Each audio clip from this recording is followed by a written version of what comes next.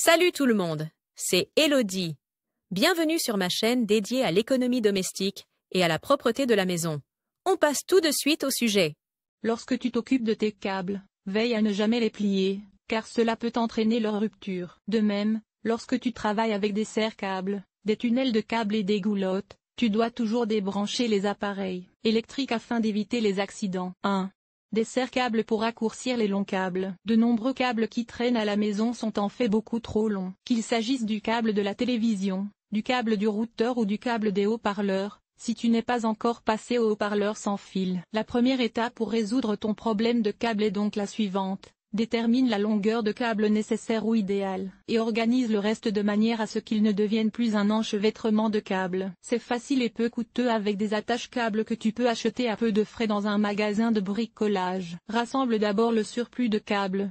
Tu peux les enrouler ou les superposer comme un 8. Ensuite, tu attaches ce rouleau de câble avec le serre-câble. Veille toutefois à ne pas plier ou nouer le câble. 2.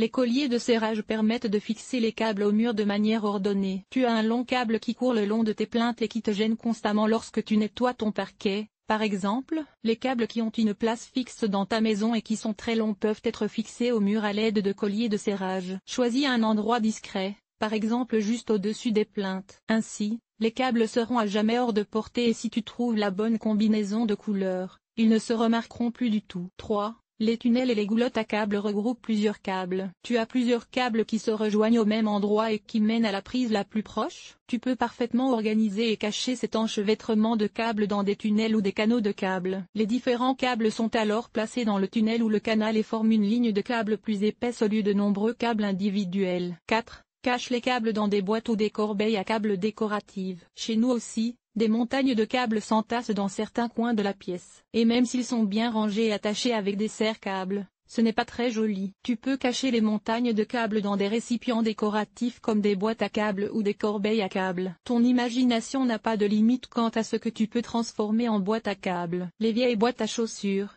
que tu peux recouvrir de papier cadeau ou peindre, conviennent très bien. Des petits trous ronds permettent de faire entrer et sortir les câbles, et même les prises multiples y trouvent parfaitement leur place. Les câbles de bureau, par exemple ceux de l'ordinateur portable, de la lampe de bureau et de l'imprimante, peuvent également être rangés dans une jolie corbeille. Si tu suspends la corbeille à un petit crochet sur le côté du bureau, ta corbeille à câbles attirera tous les regards. 5.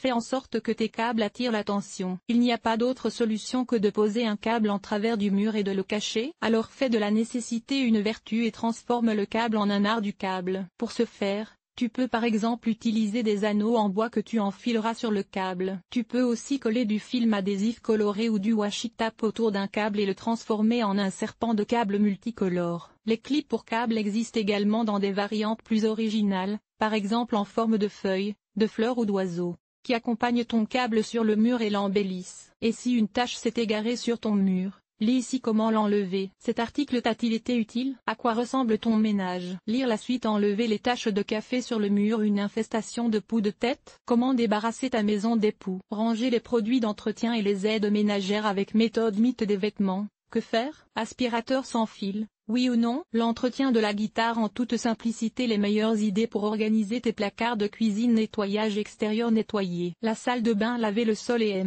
les surfaces famille. Organiser le ménage. Entretien des vêtements. Nettoyer la cuisine. Agir de manière durable. Linge,